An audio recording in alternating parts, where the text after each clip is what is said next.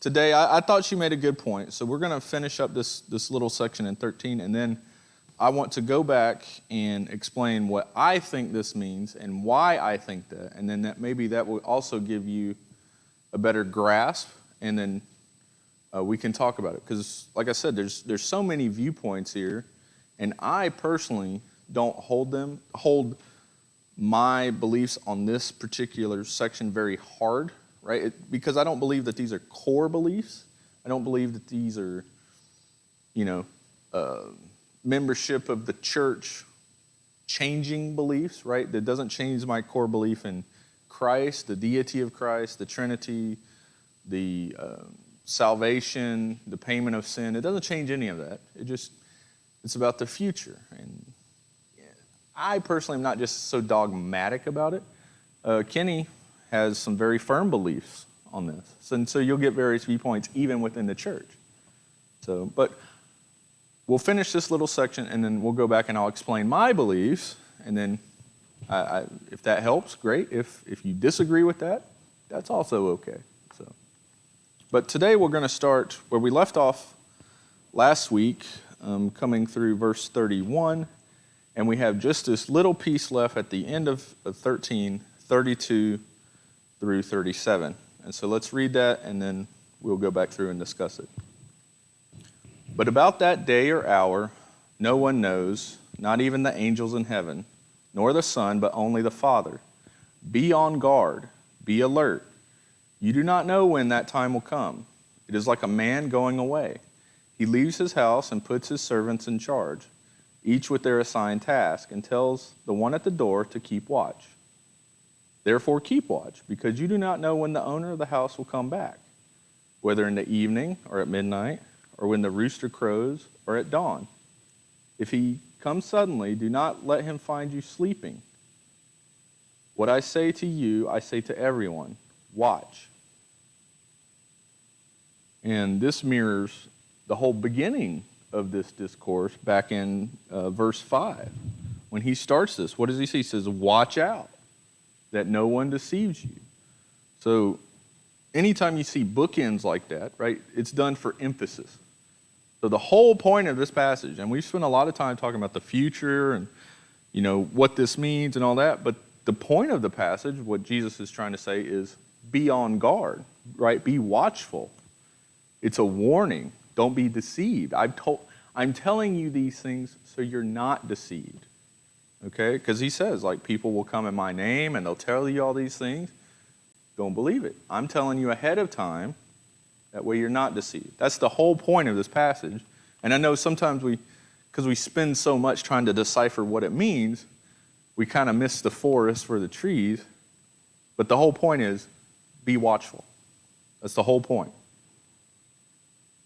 Now, we start at verse 32, but about that day or hour no one knows, not even the angels in heaven. What is he referring to? The day of his return, okay? No, not one. Now, he says, not even the angels of heaven, nor the Son, but only the Father. So if he's talking about his return, he's talking about him, but he doesn't know. This has caused a lot of confusion in the church in history because we say that God is omniscient, right? Which means he's all-knowing. Okay, just a fancy name, all-knowing. And we say Jesus is God. We equate them. They're separate but equal somehow, right? That whole Trinity concept. And yet he's saying he doesn't know. So is Jesus, what's going on with Jesus here?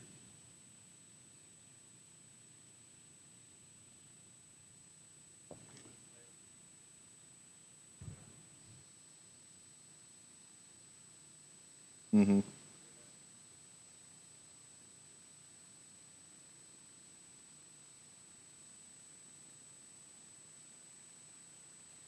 Yeah. I think you're right. Mm-hmm.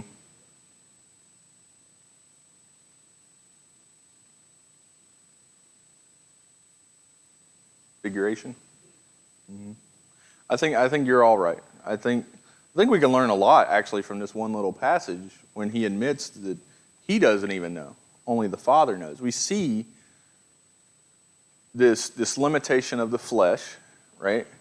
He does have some limit there. And just think, like, the whole idea of him coming down in a fleshly body is limiting to God, because we say God is also omnipresent, right? He's present everywhere. Right? He's there and across the world and on Mars, and like he transcends space. But yet Jesus, in a fleshly person, can only be one place at one time, right? There's no magic about that. Just like you can't be here and in China at the same time, neither could Jesus, right? So he's already limited. He's limited himself. It's a form of almost humiliation, really, for God, right? It's a limiting factor for him.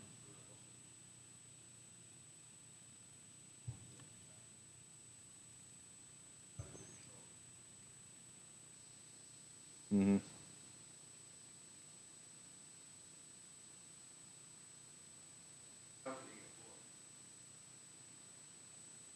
Yeah. And yeah, you're right. Because we see kind of how the Trinity is working here, right? We have the Father as kind of the head now, and we say separate but equal, right? We say that God the Father, his role seems to be like the authority, right? The ultimate authority. Jesus' role as God, still all-powerful, but yet somehow separate, and his role seems to be the executor of what the Father wants, right? He does what the Father says in perfect unity, right? And that's the difference between earthly government, right? Yes, some people are subservient. I'm subservient to my boss at work. Am I perfect about it? Well, I'm perfect enough to where they don't fire me. Hmm?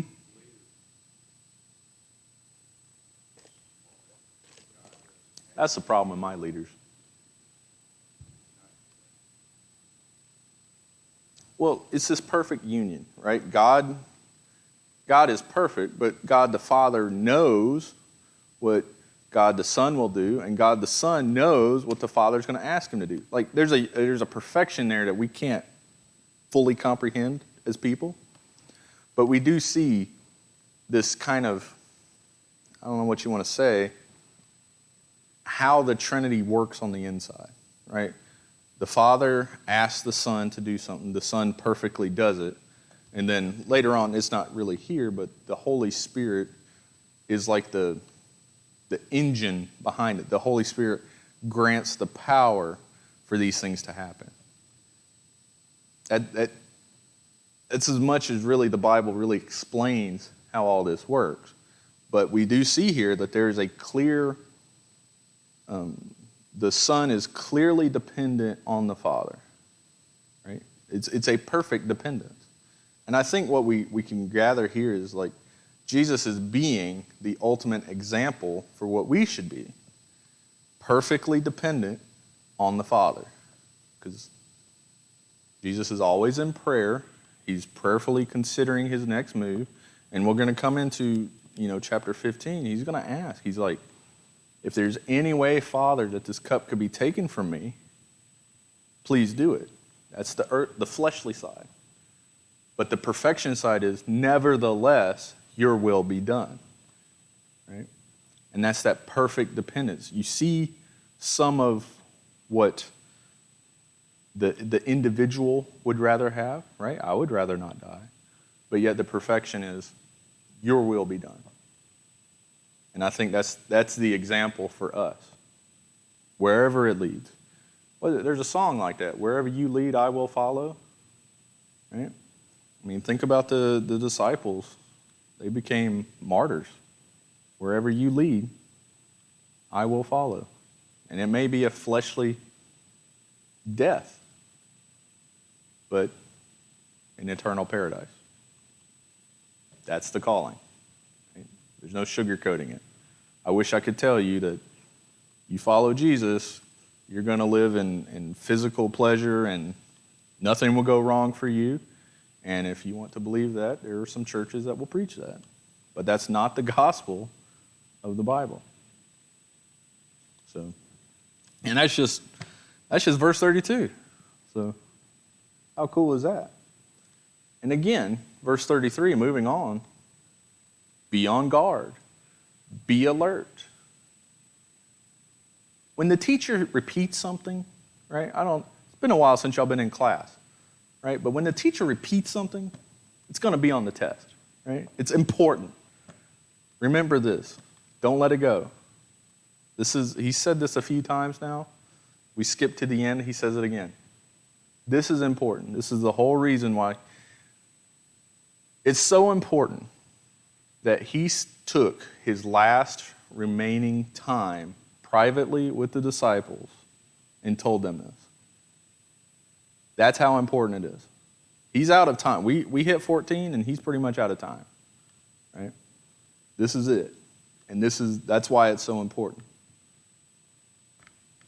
I can't emphasize it any more than that. This is important. And it's important for us as we come into this world, right? You've seen it. You can see signs of this happening now. And it's only going to get worse.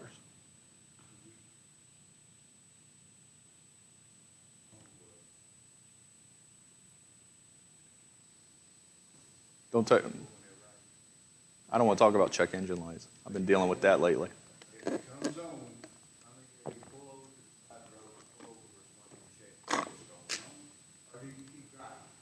Keep driving. Check engine light, that's a suggestion. Mm-hmm. Knocking. Well, I understand.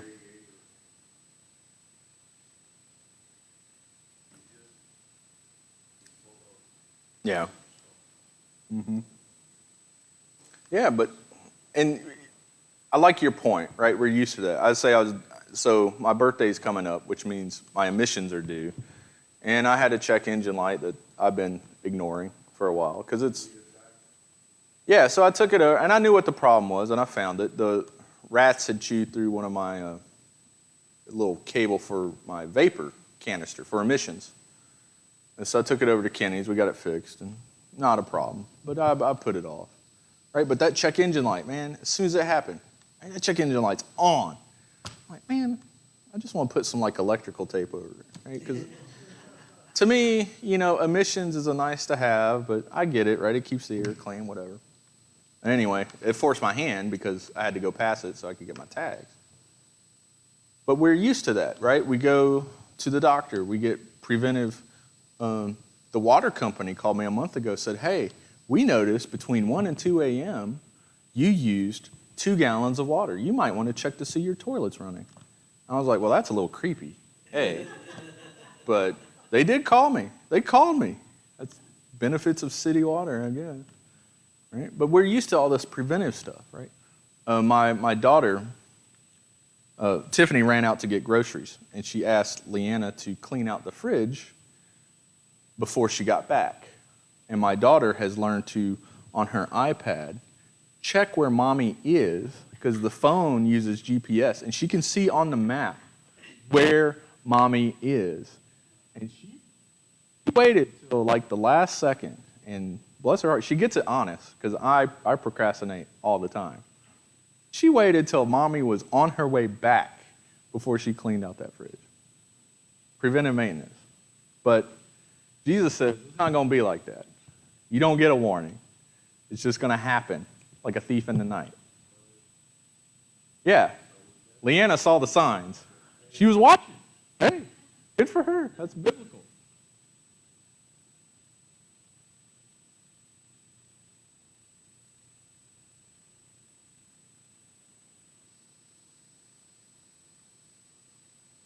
Something's not right? Yeah, I woke up a couple nights ago. I don't know why. I just smelled something weird. It smelled like a hot smell, like something was burning. Right? Kind of freaked me out. That's not normal. Couldn't find it. 5 minutes later, I couldn't smell it again. I have no idea what it was. House still hasn't burned down, right? So we're happy. But Jesus is saying, you're not going to get this. Has anybody been burgled? That's a word. Anybody been robbed at your house? Okay, I have. And it's kind of a weird experience, right? Because you walk into your house and you don't realize it until it happens to you, how much safety and security you get walking into your house with your things.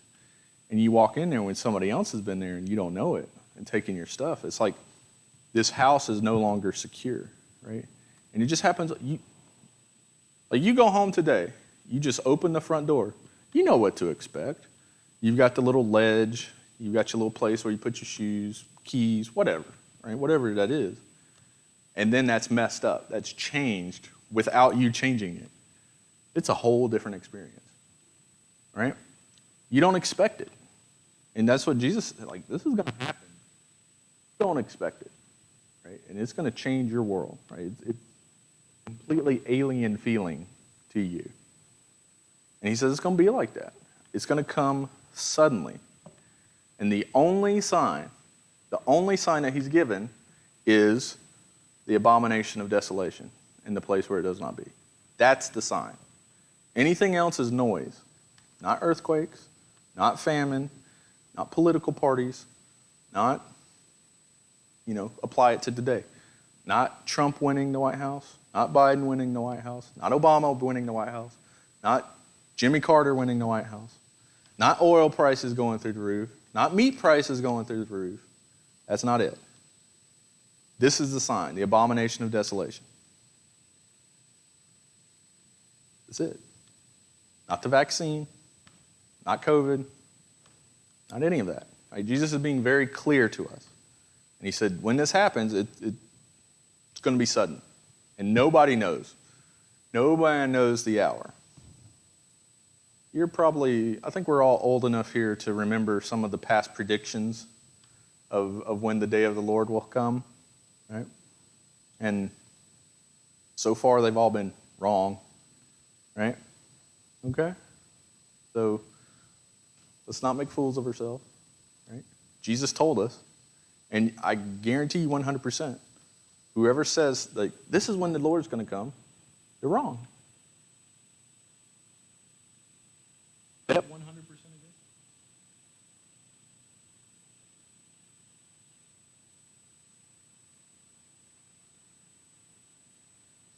Think about what that does for the church, right? I was talking to somebody about this. Like, people who aren't involved in the church, they see headlines about the church and they automatically assume that, well, the church is like that, right? That's why the prosperity gospel hurts the entire church.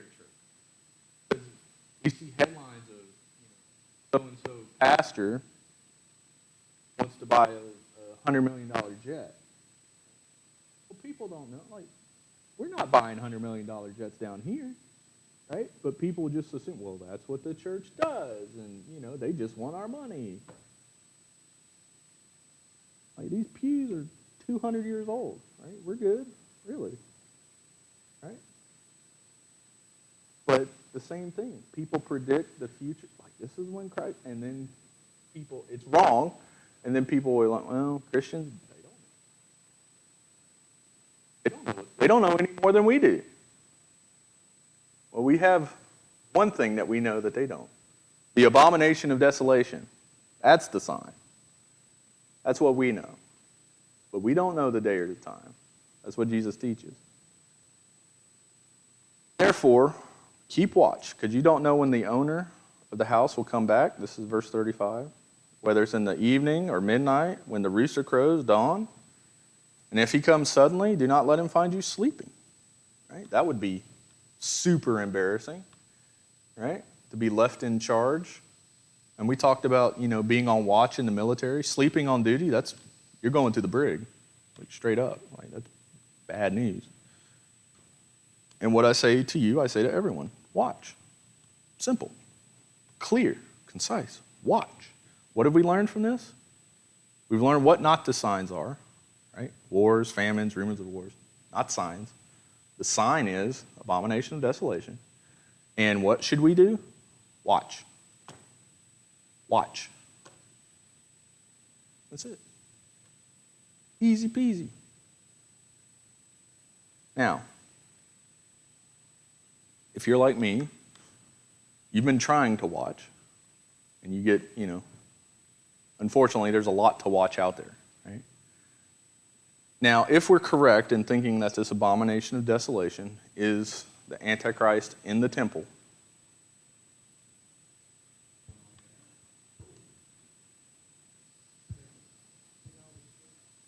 mm-hmm.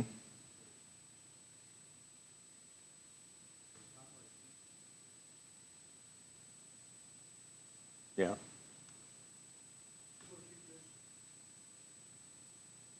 Well, I think, yeah.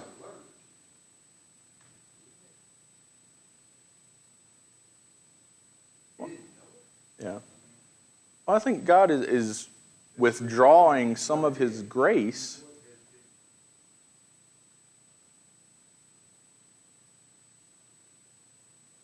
Mm-hmm.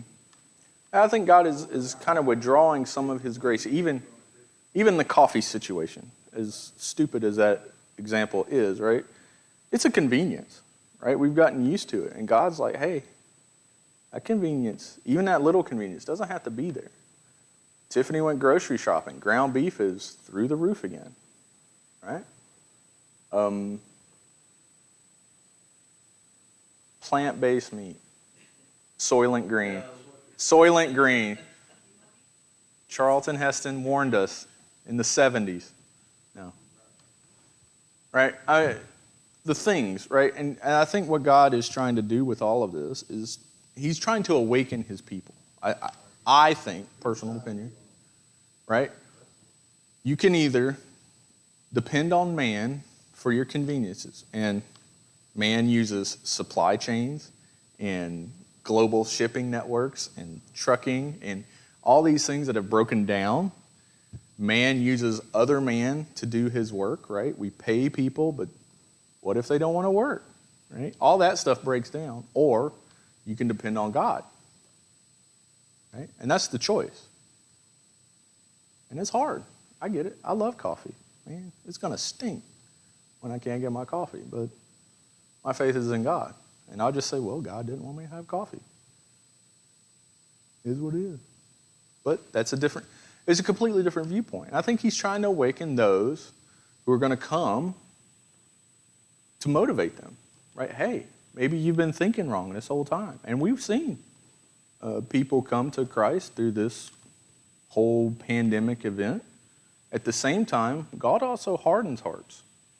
And some people are just doubling down on what they believe, right? Not God. I don't like God. If there is a God, I don't like him, because why would he have done this? These aren't new thoughts. These are, right? We go back to the Old Testament. For some reason, like, God is like a wedge. You split wood, right? You take your maul or your edge, it's a wedge shape, and you put it in the wood, and then you hit it. Or, it's an axe. But the point is that wedge drives the wood one way or the other. It splits it apart. There's no piece of wood left in the middle. You can't ride the middle. You're going one way or the other. And I think when Jesus says, I'm like a sword, I'm going to come to divide. I come not to unite, but to divide. I think that he's driving a wedge in those people in the world. And some people are going to be on the side of Christ, and some people are going to be on the edge. And he's forcing that decision, right? You can't ride the middle. That's how we would say it's a free choice. People are free to go one way or the other, but he's going to force that choice, right? You cannot ride the middle. That's how I've always thought of it, and I haven't seen any other way to explain it, right? He is like a wedge. So, are there any questions about this last section as we complete our study of chapter 13? All right.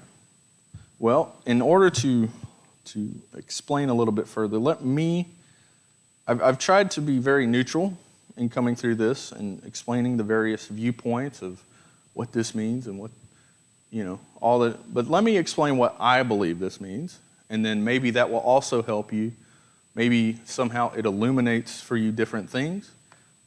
But feel free, like I said, I don't hold any of these beliefs as closely to me like I do like the divinity of Christ or anything. These are like secondary viewpoints. And I may change these viewpoints. These may change over time. But as of today, with my current understanding, this is what I think. So I think that the first part of this chapter, verses, I don't know, let's say 5 through 11, I think these are like spoken for those people at that time. It's a to them type thing. This is where he's talking about, watch out that no one deceives you. I am he. People are going to come on. You'll be on your guard. You're going to be handed over to councils, flogged. Right? I think he's talking mainly to those apostles. Right? Those people at that time. Now, 12 and 13 to me are probably a little bit more. These are more confusing verses than I think are there, because I think this kind of is a transition point. To me, these verses are a transition point. It's moving from the present, right? Because brother will betray brother. They're going to put you to death, right? Those are obvious near-term things. But at the same time, I think when he says, everyone will hate you because of me, and the one who stands firm to the end will be saved, I think that could be applied then, but I think it will be applied in the future. Right? To me, this is almost like a transition period, or a transition paragraph verses. And then 14 through 19, I think are moving more towards the future, right? Let's go through like verse 25. It talks about those days of distress will be unequaled from the beginning. If the Lord had not cut short those days, no one would survive. Well, we know AD 70, while that was tumultuous and terrible for the Jews, people survived, right? It wasn't like the entire city was wiped out, right? People still survived. So I don't think we've hit this yet. I think this is future. When we look at, especially verse 24, this little quote, the sun will be darkened, the moon will not give its light, the stars will fall from the sky, the heavenly bodies will be shaken. Well, I think that's the future. And if we look at Revelation, I want to say it's chapter 6. I looked this up last night. Okay, yeah, Revelation chapter 6. I'll read this. You tell me if this sounds familiar. I watched as, this is verse 12, Revelation 6:12. I watched as he opened the sixth seal. There was a great earthquake. The sun turned black like sackcloth made of goat hair. The whole moon turned blood red, and the stars in the sky fell to the earth as a fig drop from a fig tree when shaken by a strong wind. The heavens receded like a scroll being rolled up, and every mountain and island was removed from its place. Well, that sounds to me very familiar, like the sun will be darkened, the moon will not give its light, the stars will fall from the sky, and the heavenly bodies will be shaken. I think, while in Mark he was actually quoting Isaiah, I think John's revelation, or the revelation of Christ, in Revelation chapter 6, I think this is where this begins, right? I think he's pointing to the future. That's what's going to happen then. And then I think 26, verse 26 is toward the end of Revelation. So we get a bunch of information in Revelation, and Mark is not trying to give us a full picture of the end times. That's not his intention. But when we try to match that with what we get from Revelation, to me, that second part, verse 26 through 27, matches very closely with Revelation 19. I guess we could say, start at 17. I saw the angel standing in the sun who cried in a loud voice to all the birds flying in midair, "Come, gather together for the great supper of God, that so you may eat the flesh of kings, generals and the mighty of horses and their riders, and the flesh of all people, free and slave, great and small. Then I saw the beast and the kings of the earth with their armies gathered together to wage war for the rider on the horse and his army. This is the Battle of Armageddon. And then the most anticlimactic end to this major war is, but the beast was captured, and with it the false prophet who had performed the signs on his behalf. With these signs he had deluded those who had received the mark of the beast and worshipped his image. The two of them were thrown alive into the fiery lake of burning sulfur, and the rest were killed with the sword. We don't know exactly how this battle takes place, but Revelation almost gives there is no battle, right? Which would make sense, right? They had no chance, right? Yeah. So, we don't know how this goes down. Maybe there is a big battle and this is just the summary of it. Or maybe it's just God just snaps his finger and we're done here. We don't know, right? But it says very clearly the beast, this beast and his prophet are captured and they're thrown into the lake of fire. And that to me matches very clear, Mark just skips all of Revelation 6 through 18. Right? Because he's not giving a full account of the end times. He's giving you the bare minimum to understand what's going to happen so you're not deceived. Because his point is, don't be deceived. I think God has graciously given us the revelation of Christ because we're curious people. But whether or not, to me, I don't particularly put a lot of emphasis on prophecy, because to me it doesn't change what I'm supposed to do right here, right now. Right? My goal is to preach the gospel, make disciples of all nations. That's my goal. Right? Now this is cool. I like it. And some people really like it. But I don't think we should put it... It's here for our learning and our benefit, but I don't think I don't think we should be distracted by prophecy to the point where it affects our ministry. That's my personal viewpoint. And then I think coming back, verses 28, 29, 30, and then coming back into 26 through, say, 31, I think this is a transition back to the present. These things, he's talking about the Son of Man coming with clouds. We talked about Revelation. Now learn this lesson from the fig tree. He's coming back to the present. This is what you need to watch for. He's giving an example that they could learn from. And then I think in verses 32 through the rest is he is back in the present. Right? I'm about to leave. You need to watch out for these things. To me, that's my interpretation of how 13 kind of flows. And to me, that seems to make sense if we're looking at Jesus as a prophet, right? Prophets we look at the Old Testament as, for example, Daniel is constantly, Daniel and Isaiah, right? They'll talk about the present, and then they'll have visions of the future, which also can apply to the present, but really are fully fulfilled.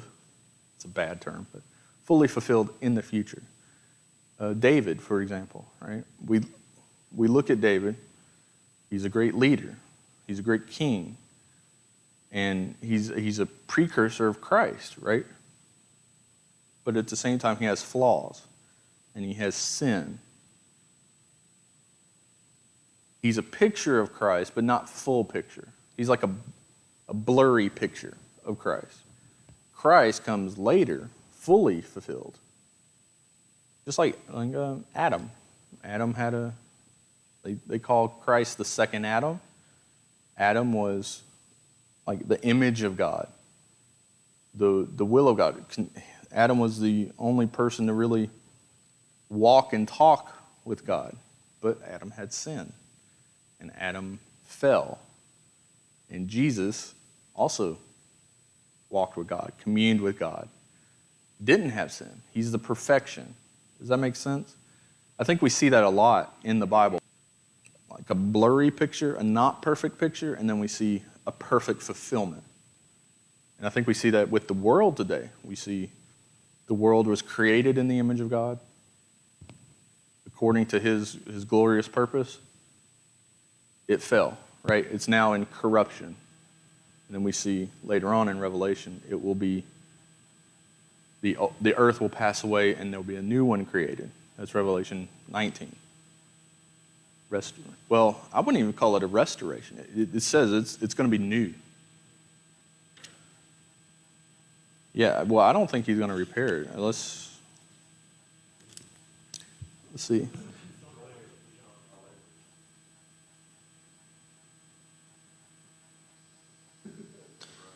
Revelation 21. Then I saw a new heaven and a new earth, for the first heaven and the first earth had passed away.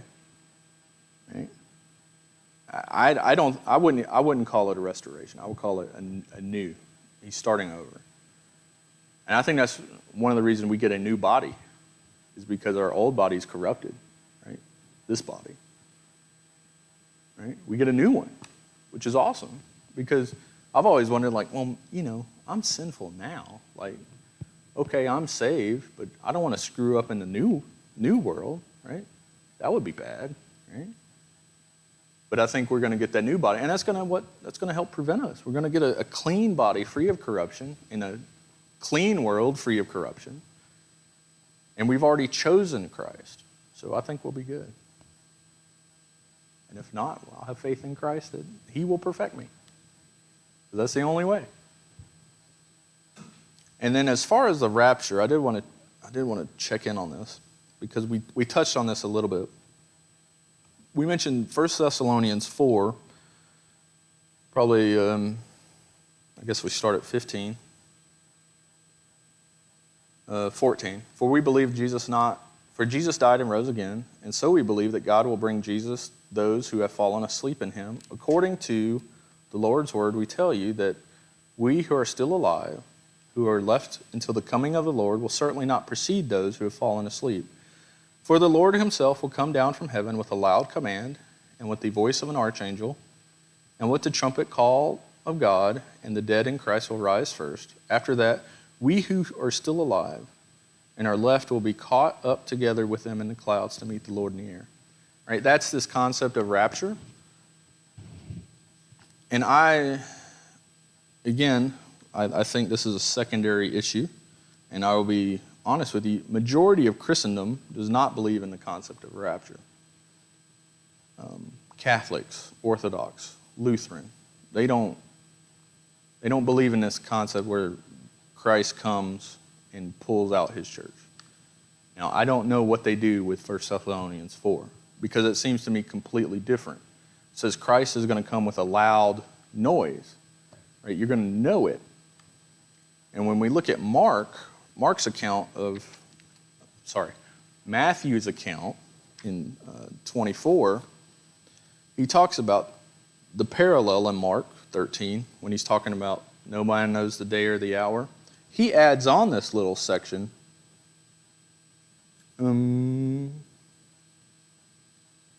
Okay. Let's start at Matthew 36 so you get the full context. But about that day or the hour, no one knows, not even the angels in heaven nor the Son, but only the Father. A parallel of Mark. As it was in the days of Noah, so it will be in the coming Son of Man. For in the days before the flood, people were eating and drinking and marrying and giving into marriage, up to the day that Noah entered the ark. Right? Remember, Noah's building this ark. Nobody, they were making fun of him. They didn't believe it. And they knew nothing about what would happen until the flood came and took them away. That's how it's going to be with the coming Son of Man. Now, I think Mark records this as well, but Matthew adds on this section. 2 men will be in the field.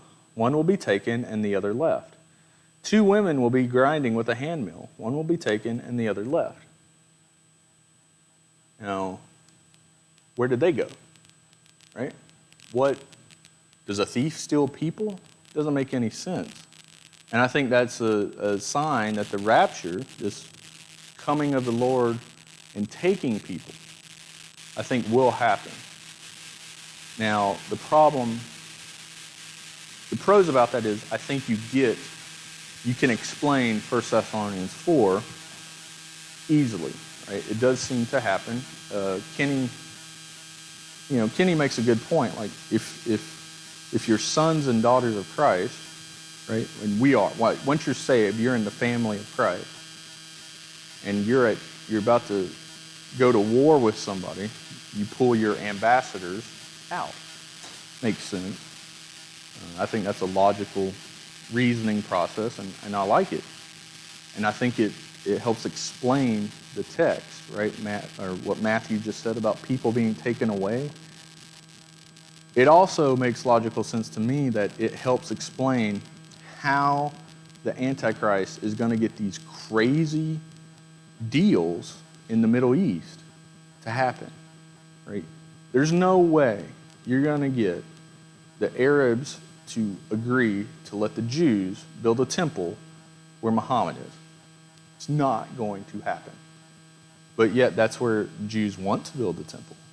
And if we're correct in saying, well, the Antichrist has to go into the temple to proclaim himself God, then that temple has to be rebuilt. Now, what in the world's got to happen to make that, politically happen? And I think it's going to take something earth-shaking. And that sounds to me like a tribulation, right? When you have a bunch of the population just disappear, if you're the guy that can help explain that, right? I've got the answers, right? Like the Antichrist, I think, is going to do. That, to me, it helps explain how that whole ball gets rolling, right? Because it's going to take some time to build the temple. That's, to me, it has the greatest explanatory power. Now, the problem is, it's really only based on 1 Thessalonians 4, and there's really no other reference to it, nor is there a reference to it happening really in Revelation. So we're trying to take this puzzle piece and fit it in, right?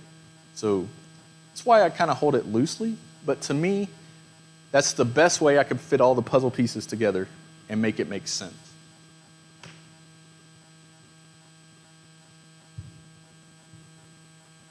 I went there, yeah.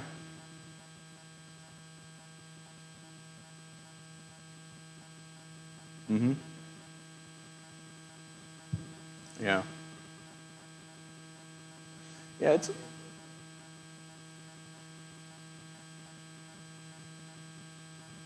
Mm-hmm. I mean, think about it. Yeah.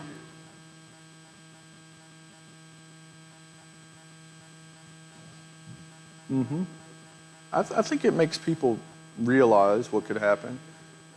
If you've seen read the Left Behind book series or seen some of the, I don't know if they converted them all to movies. The first couple I know they did. I think that visualization they give, like the sudden disappearance of a bunch of people and the impact and the chaos that it creates in the world, I think is very real, right? And people are going to be searching for answers. Right? You thought 9/11 was bad. Imagine random airplanes no longer have pilots. It's going to be bad, right? People driving cars. There's going to be mass wrecks on the road, right? People are no longer going to be able to do their jobs. It's going to be really, really bad. And the people that are still here are going to be like, what happened, right? They're going to be looking for somebody with the answers. And to me, that's what's going to allow the Antichrist to step up to the stage and be like, I got the answers.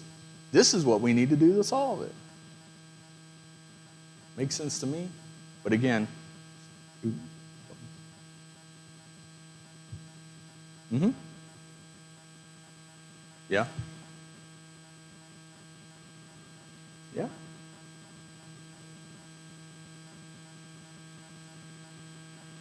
Yeah. Mm-hmm. Well, in Revelation, right, are they going to stay lost? I think most of them will be. Revelation talks about 144,000 that will be saved, and there's a certain remnant that's marked with Christ. It's like the stamp of the Holy Spirit on their foreheads, right? They're going to be saved, but only because of the...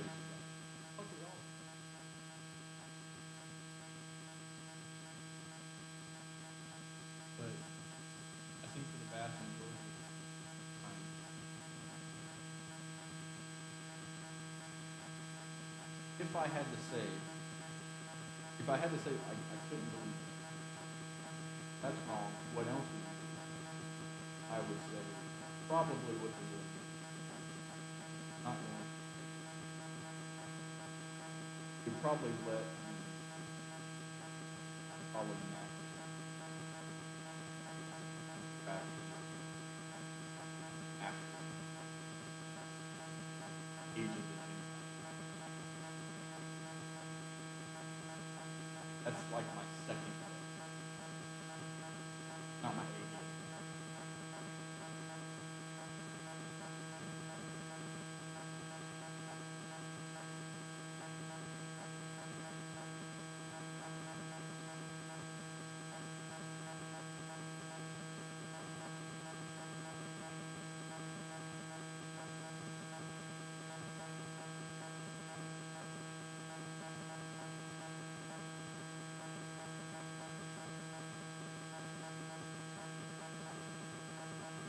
Hard. For some reason. Stubborn.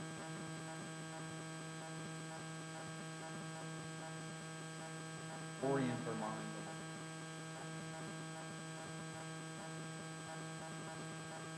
Time to decide.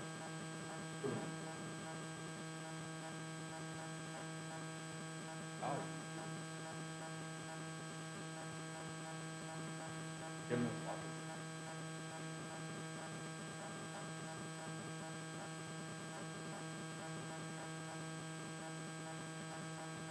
Give them a separate.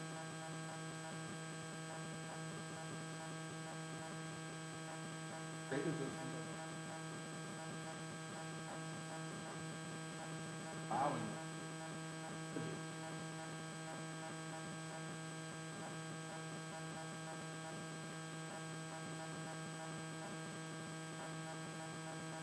What that means, opposite of what God wants. Sometimes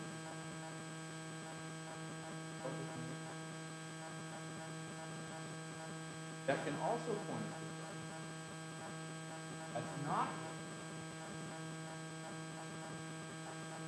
some people.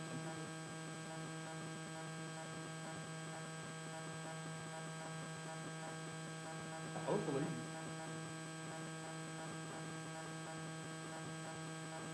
Are there any questions about my thought process? That is my thought process, and I'm pushing that.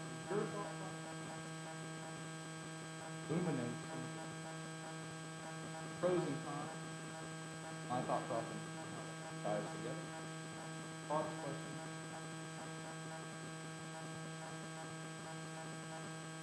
But we're going to finish early because that's all I have prepared. That way we have a nice natural start of chapter 14. As an FYI, I will not be here next week. David, surprise me. I will not. Uh-oh. Well, all right. Well, then you need to be here because it may not be televised. But I will not be here. I've got a camping trip. Oh, no Sunday school. Let's close with prayer. Father, thank you for the opportunity. Gospel.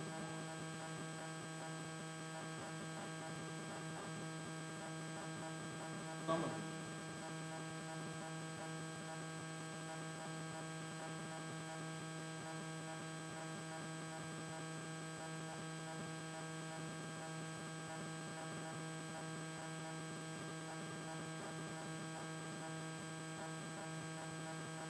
Guide us